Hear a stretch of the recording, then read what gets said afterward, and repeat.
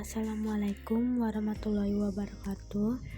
Nama saya Lili Novitasari dari kelas 10 IPA 5. Saya akan menjelaskan tentang teks eksposisi. Teks eksposisi adalah teks yang menyajikan pendapat dan fakta disertai dengan alasan yang logis.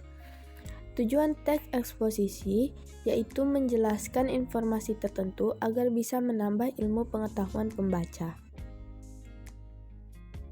Struktur teks eksposisi. Yang pertama, pernyataan pendapat atau tesis, yaitu bagian teks yang berisikan pernyataan pendapat penulis, disebut juga bagian pembuka. Kedua, argumentasi, yaitu bagian yang memuat alasan yang bisa memperkuat argumen penulis dalam memperkuat ataupun menolak suatu gagasan. Ketiga, penegasan ulang pendapat, yaitu bagian yang berisi penegasan ulang pendapat penulis. Ciri-ciri teks eksposisi: menjelaskan informasi-informasi pengetahuan. Gaya informasi yang mengajak, biasanya menjawab pertanyaan apa, siapa, kapan, di mana, mengapa, dan bagaimana.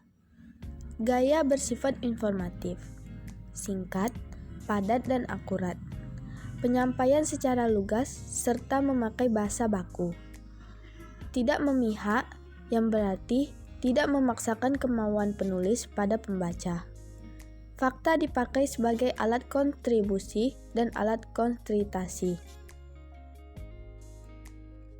Ciri kebahasaan dalam teks eksposisi. Pertama, menggunakan pronomina, yaitu jenis kata yang menggantikan nomina atau frasa nomina. Kedua, memakai konjungsi.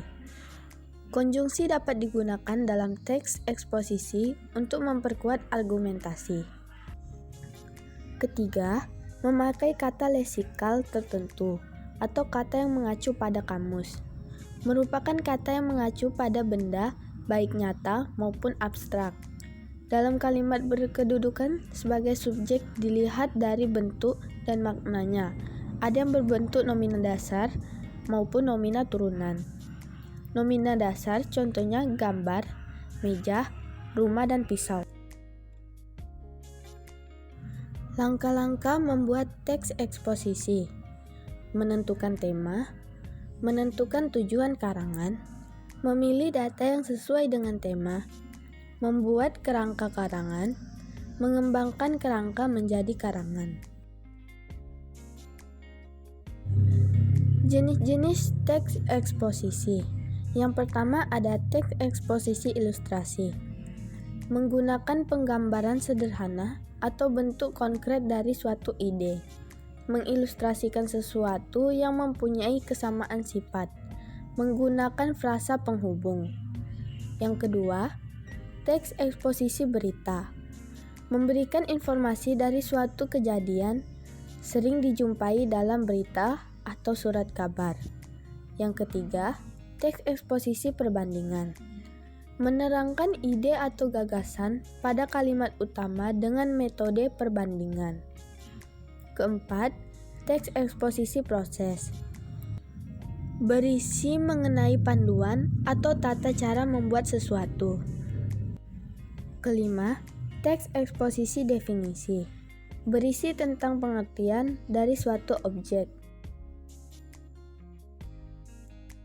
Yang keenam, teks eksposisi pertentangan, berisi pertentangan antara suatu objek dengan objek yang lain, biasa menggunakan frasa penghubung, meskipun, begitu, akan tetapi, dan sebaliknya.